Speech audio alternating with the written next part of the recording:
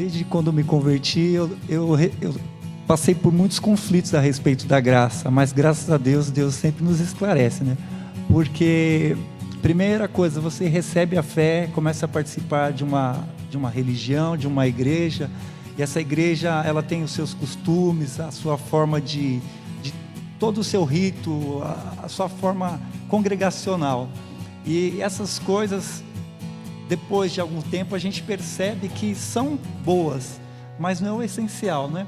Quando o apóstolo Paulo diz na carta aos Efésios, no capítulo 2, no verso 8, que nós somos salvos pela graça, mediante a fé em Cristo Jesus, para mim era patente no meu coração, coisa simples. Deus não olhando para mim falando, ser perfeito agora para receber a minha graça, mas eu recebendo aquela graça para a partir dali caminhar em santidade e tentar essa perfeição, né?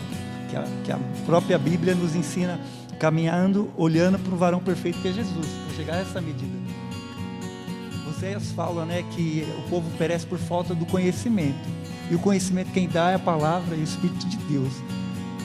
Pessoas que convivem no lugar que gera o conhecimento, vivem junto a essa palavra, sendo ministrado por pessoas, pelo Espírito Santo, caem em umas besteiras, né? Caem em umas tolices e escandalizam a todos nós.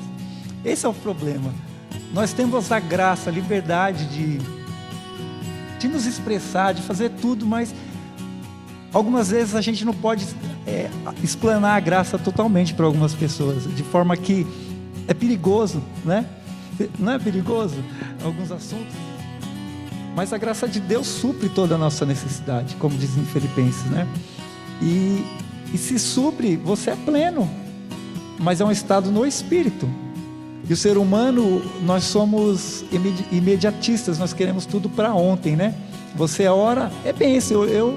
Eu confesso que todas as vezes que eu oro por alguém, eu quero um milagre na hora, mas eu sei que se ele não acontecer na hora, Deus continua sendo Deus. E se tem alguma coisa errada é comigo, ou com o irmão. Com Deus não, porque Deus não mente. E o ser humano, dentro da graça, ele se limita às vezes a olhar para um sistema religioso, para um ministro que tem um grande carisma, e falar, aquele homem ora e Deus cura, aquele homem ora e o fulano abriu uma firma e estava falido e agora prosperou. E o ser humano precisa entender que esse Deus, que é desse homem que ele se espelha, é o Deus dele. E que se ele é o Deus dele, se ele faz na sua vida, pastor, ele supre todas as suas necessidades, as suas contas de segunda. Aleluia. Entendeu? Ele supre na minha. E Deus não tem acepção de pessoas, né? Então a graça, ela trata de tantas coisas tão gostosas de se aprender. O problema é que o ser humano, ele não está querendo aprender, ele está querendo ter.